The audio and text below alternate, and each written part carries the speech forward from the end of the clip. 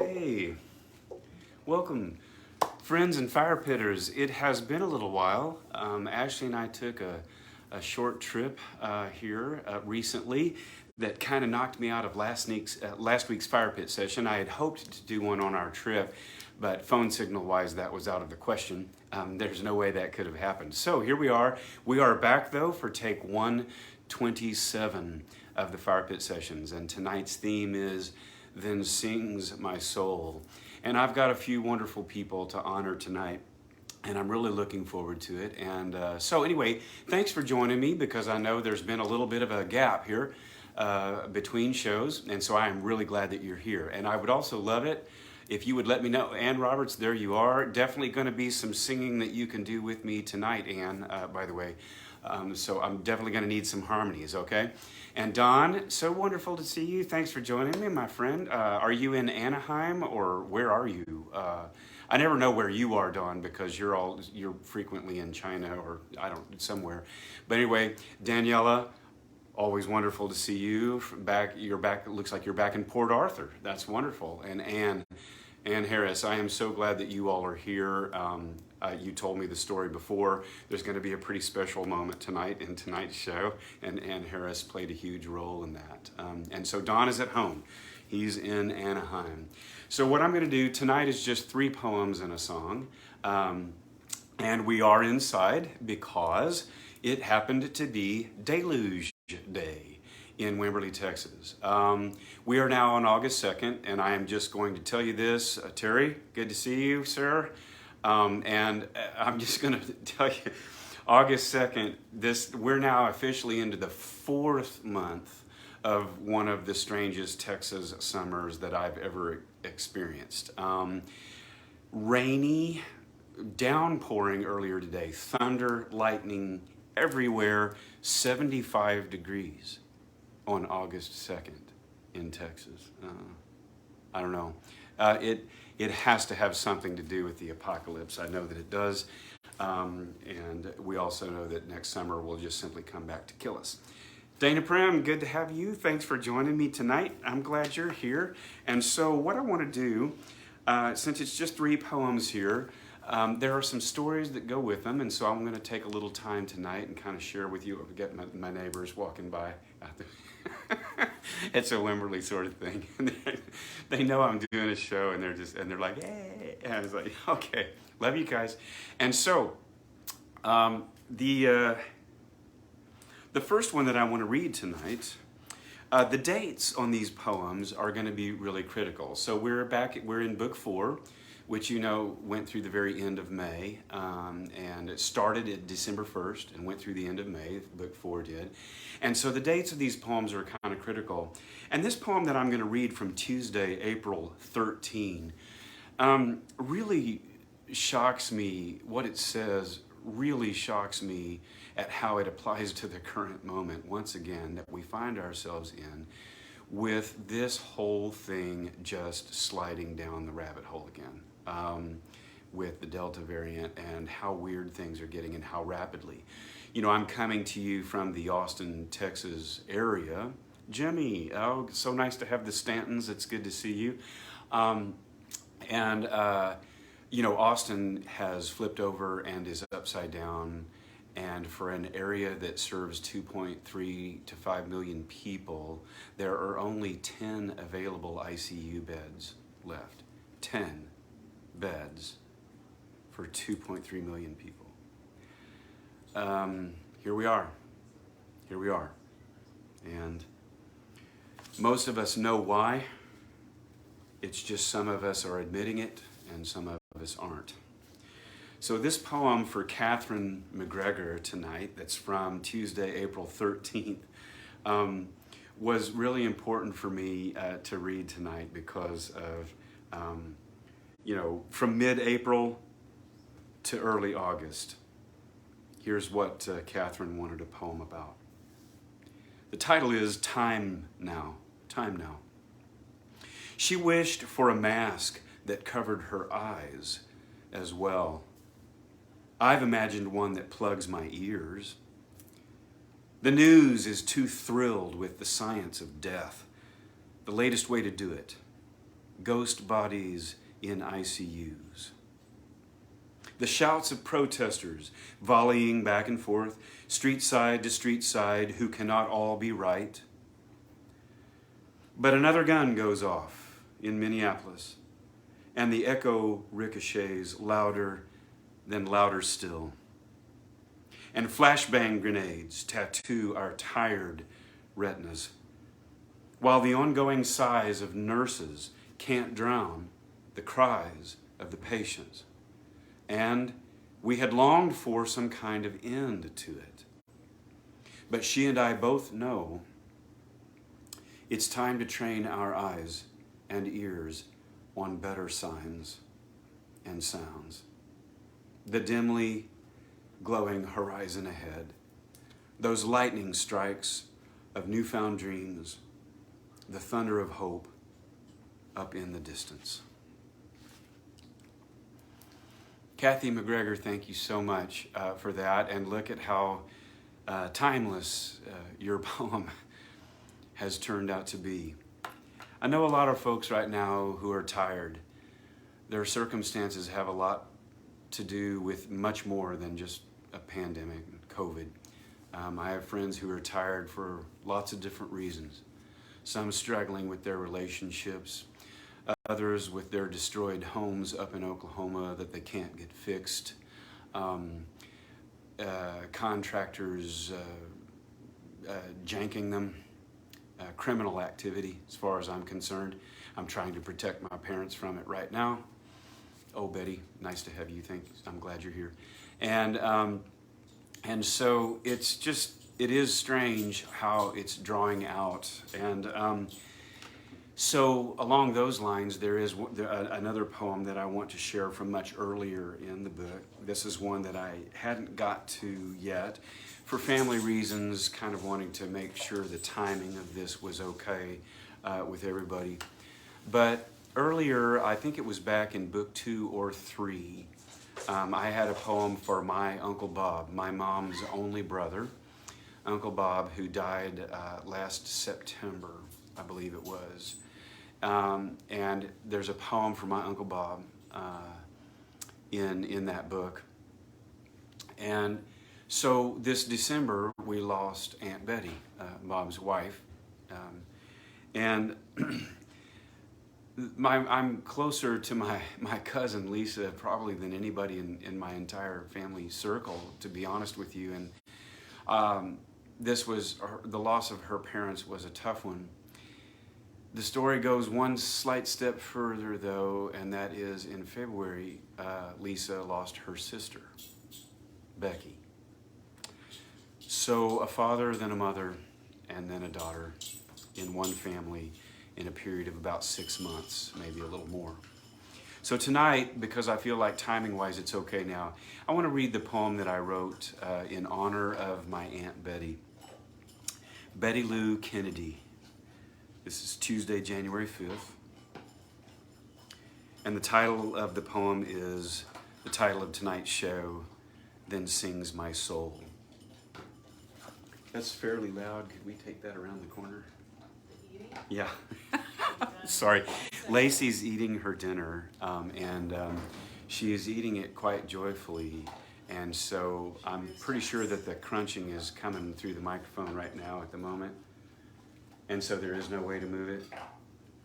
So okay, so I'm going to speak loudly over the crunching of the dog food, okay?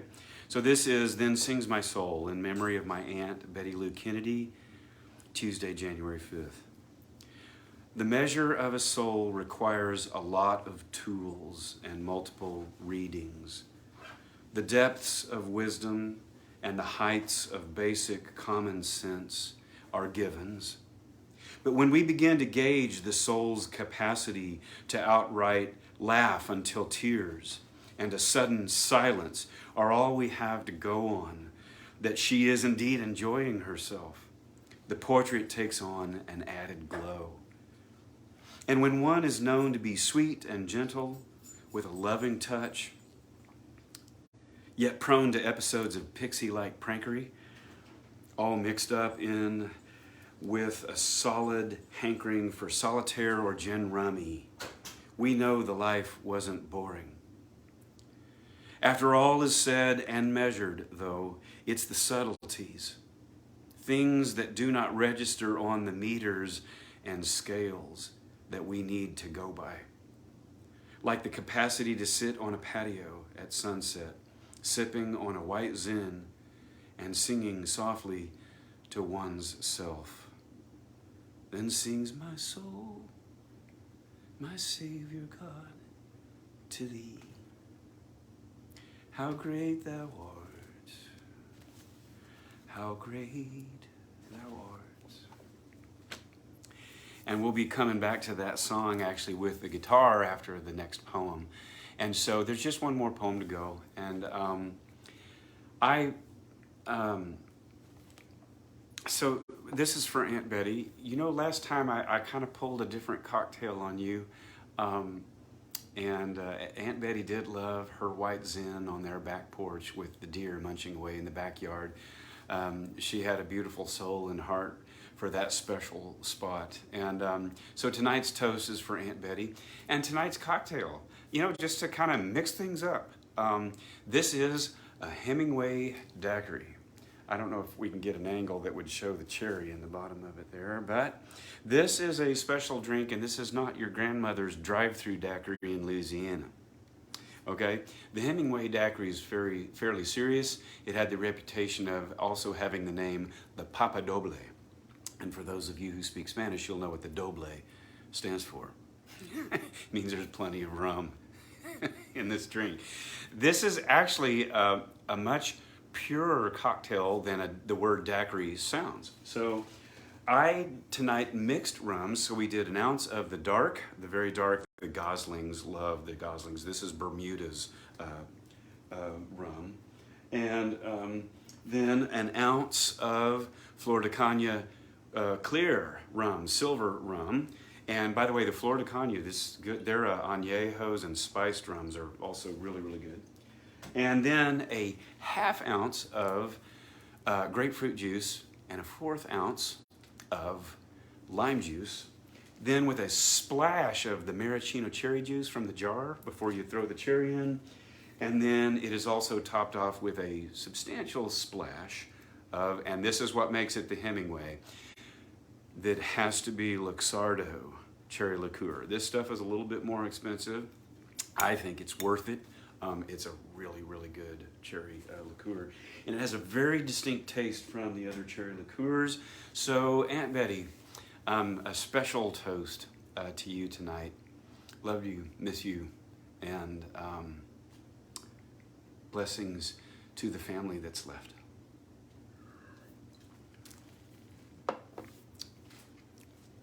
The third poem I want to read tonight honors an Oklahoma literary legend, Molly Griffis. And this poem was commissioned by Ann Harris for Molly. I've known Molly Griffis for a very long time. As a matter of fact, she was quite a blessing and help to my life as a poet, as a young writer. She was just very encouraging, very sweet to me.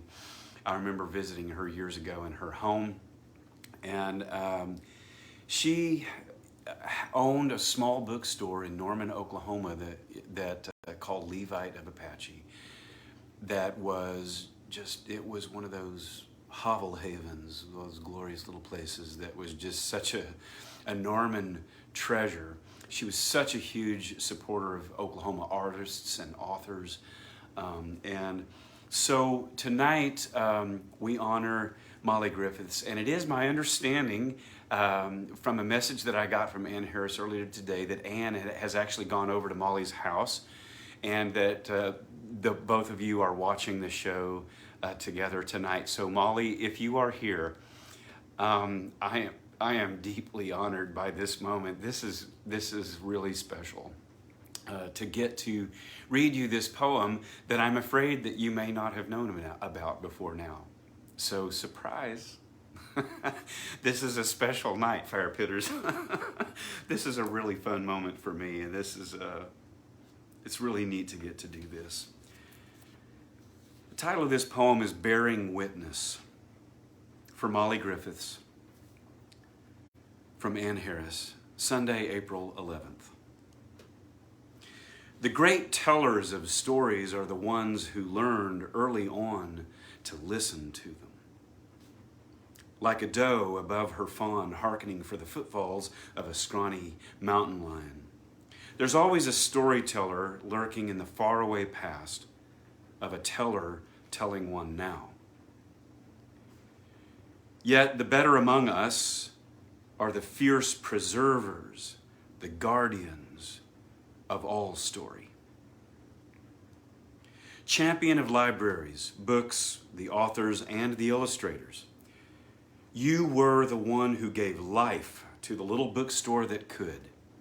Levite of Apache, a magic den of unraked leaves of literature, Pendleton blankets, the art of those who bedeck words with pictures, and all of this within walking distance of my house. After his passing, you gave me your husband's works of Arthur Conan Doyle, his copy of The Private Life of Sherlock Holmes, cloth-bound, bearing the book plate, Ex Libris Griffis. Along with a bronze bust of Mark Twain that sits defiantly among my stones. You've been a witness to the great storytellers. You are also a witness to our lives. And so, please know that we will now take our turn from here and ever onward, bearing witness to yours.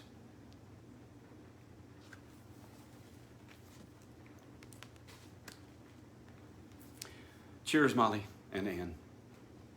Happy evening to you all. And by the way, this quick reminder, please remember always that the moment that these shows are over, I immediately repost them to Facebook, and within 2 to 3 minutes they're available to watch from the beginning, again, on my Facebook page. So if you've missed a little bit, no worries. You can go back to the top and see the show again. So, as I lead into this song tonight, I want to give a quick note. I'm a little disheveled at the moment. Things are strange. Here we are. I'm afraid I have to say, I'm watching the lights go out again. Because of the deviant of the virus, and just a lot of factors. I'm seeing some shows begin to cancel. Some things are going on, and I'm getting this weird kind of feeling that I had over a year ago again, in April of 2020. And so since I'm in this space here of, that the commissioned poems project is over, in the last month or so, I've had several people tell me, it's like, well, even if you don't continue with the same book series or whatever, don't stop the commissioning of the poems, because I still have poems that I'd like to commission, and maybe ones that have to do with other things and not necessarily this year or whatever. So don't stop doing the commissioned poems, because we like having you there for that when we've got a prompt or we have something you want to write a poem about. I've decided to open that door back up. I don't know where it would go. I don't know what the themes or prompts would be about. I don't know if it would become a book. I'm not sure. But what I do know is that the commissioned poems kind of saved the day for me in many ways on the first go-round. And as I'm watching opportunities and things begin to cancel again, to go out and perform and do things, and it's that little kind of thing. So if you want a commissioned poem, that door is no longer closed again. Also, another really great way that you could help me right now and support me if you want to is on my Patreon account. And if you would like to know more about that, just give me a private message or something. I'm happy to send you the information. It's a wonderful website where we're going to be doing a lot more than fire pit sessions together. I'm going to post poetry. I'm doing a series on my Patreon account right now where I am going through each of the 25 books that I have published and telling the story behind the making of and reading a few poems from every book that I have ever published, starting from the very beginning. I've only done one so far, Hobson's Choice, my very first book. And I'm going to go through on my Patreon account with a video series telling the stories of each one of my books. And so that's kind of a fun thing that's going on with Patreon. And there's more really great things about Patreon. But it's a situation that allows us to be really more communicative, a little closer, and do a little bit more than the fire pit sessions offer. So I would love to have you there. There is a giving level on my Patreon page as low as $3. It's basically buying me a cup of coffee a month. Buy me a cup of coffee a month, and you can join us on the Patreon journey, okay? Which will be a little bit different than this one. So I'm gonna close tonight. This was only 3 poems tonight, but 3 really special ones. And this session was very special to me, and I have loved having the rhythm of the rain on the skylight up above my head here. And I'm hoping you're enjoying the scene. I'm going to close with my Aunt Betty's favorite hymn that she used to love to sing. This is a song from my very distant past. You know, songs that have a unique history with me in lots of different ways, you know.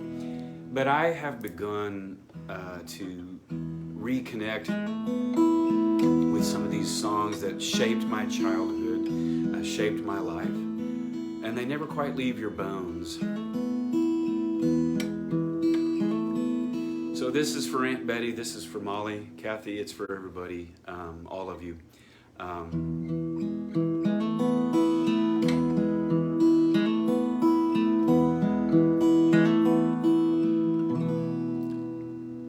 Oh Lord my God, when I in awesome wonder consider all the worlds thy hands have made, I see the stars, I hear the rolling thunder, thy power throughout the universe displayed. Then sings my soul, my Savior God, to thee.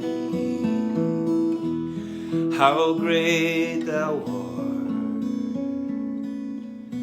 how great thou art.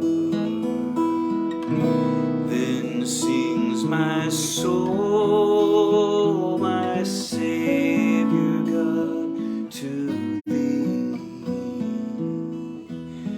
How great thou art, how great thou art.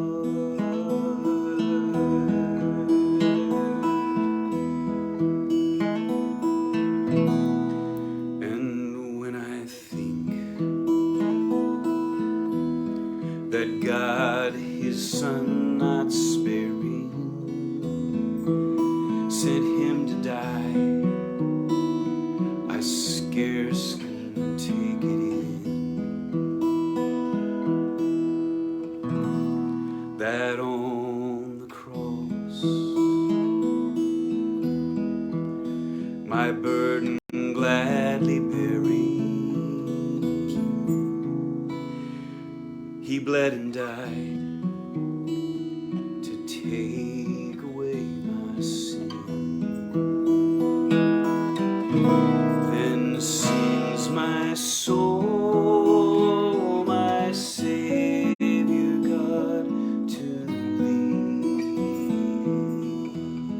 how great thou art, how great thou art. Then sings my soul, my Savior God, to thee. How great thou art, how great thou art,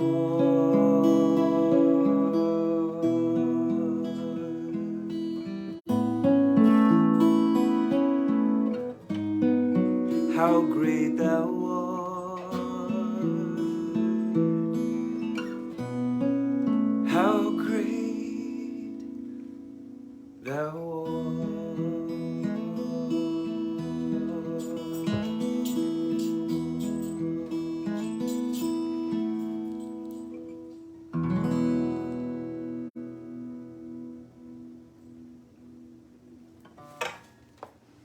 Love you, Aunt Betty.